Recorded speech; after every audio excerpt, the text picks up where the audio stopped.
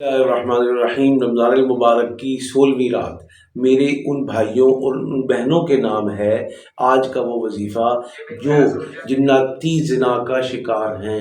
جن بہنوں کی شادیاں نہیں ہونے دیتے جنات اور زنا کرتے ہیں، جن بہنوں کو بیمار کر دیا ہے جنات نے اور زنا کرتے ہیں، جن بہنوں کی منگنیاں، نکاح اور شادیاں تڑوا دی ہیں جنات نے اور زنا کی وجہ ہے، یا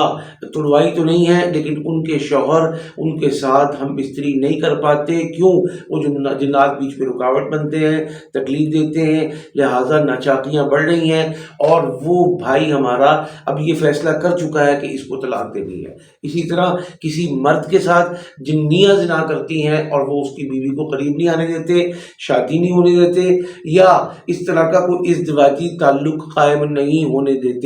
ان تمام لوگوں کے لیے آج 16ویں رات رمضان المبارک کا وظیفہ انشاءاللہ خیریں، خوشیاں، کامیابیاں لے کر آیا ہے۔ کرنا کیا ہے؟ کرنا یہ ہے کہ تیل سامنے رکھ لیں، اور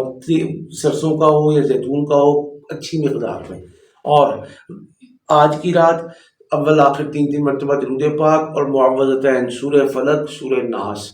313 مرتبہ پڑھیں، اور پڑھ کے دم کر کے ہاتھوں پہ دم کر کے جسم پہ بھی پھیریں، اور اسی طرح اس تیل پر بھی دم کریں۔ اس تیل کی مریض یا مریضہ کو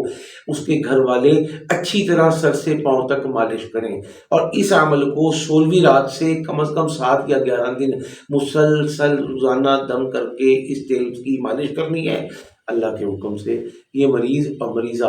اس تکلیف سے، اس بیماری سے، اس پریشانی سے نجات پا جائے گی، شفا یاب ہو جائے گی، اور ان کا رشتہ ہو سکے گا۔ اور اگر یہ شادی شدہ ہے تو ان کے ازدواجی تعلقات 7 دن کے بعد قائم ہونے لگیں گے، اور وہ سارے جنات جو پریشان کر رہے ہیں، بدحال کر رہے ہیں، ناکام کرنا چاہتے ہیں، طلاق دلوانا چاہتے ہیں، یا رشتے کی رکاوٹ کی بہت بڑی دیوار بن کے کھڑے ہیں، انشاءاللہ یہ سب چیزیں بھی ختم ہو جائیں گی۔